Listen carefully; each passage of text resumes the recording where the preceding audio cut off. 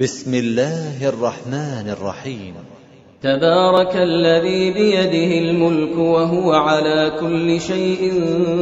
قدير، الذي خلق الموت والحياة ليبلوكم أيكم أحسن عملا وهو العزيز الغفور، الذي خلق 7 سماوات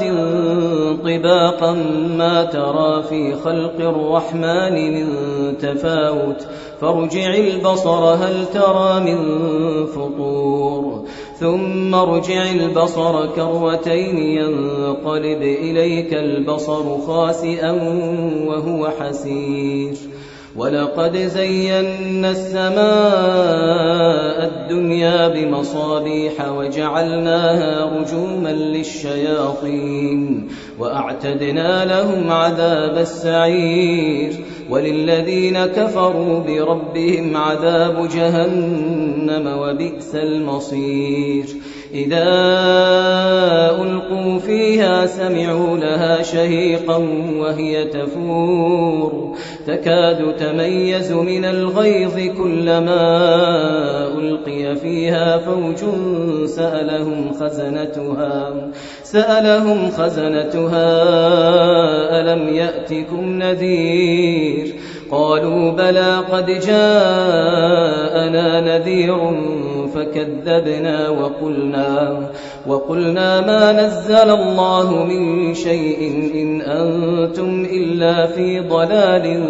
كبير، وقالوا لو كنا نسمع أو نعقل ما كنا في أصحاب السعير، فاعترفوا بذنبهم فسحقا لأصحاب السعير.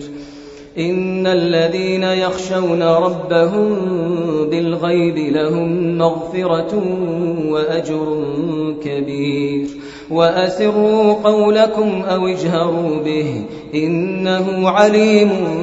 بذات الصدور، ألا يعلم من خلق وهو اللطيف الخبير، هو الذي جعل لكم الأرض ذلولا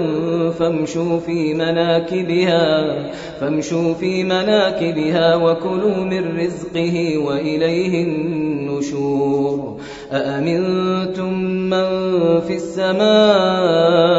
أن يخسف بكم الأرض فإذا هي تمور، أم أمنتم من في السماء أن يرسل عليكم حاصبا فستعلمون كيف نذير، ولقد كذب الذين من قبلهم فكيف كان نكير، أولم يروا إلى الطير فوقهم صافات ويقبضن ما يمسكهن إلا الرحمن إنه بكل شيء بصير، أمن هذا الذي هو جند لكم ينصركم من دون الرحمن إن الكافرون إلا في غرور، أمن هذا الذي يرزقكم إن أمسك رزقه بل لجوا في عتو ونفور، أفمن يمشي مكبا على وجهه أهدى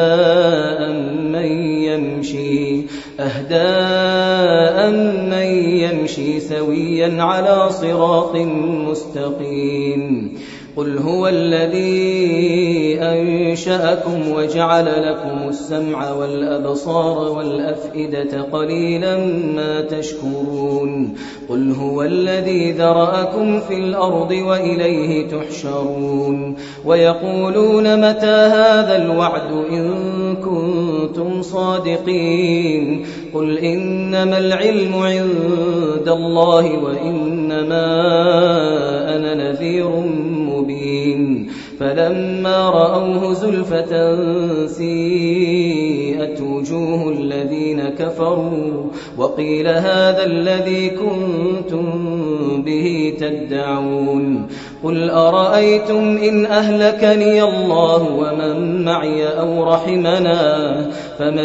يجير الكافرين من عذاب أليم قل هو الرحمن آمنا به وعليه توكلنا فستعلمون من هو في ضلال مبين قل أرأيتم إن أصبح ماؤكم غورا فمن يأتيكم بماء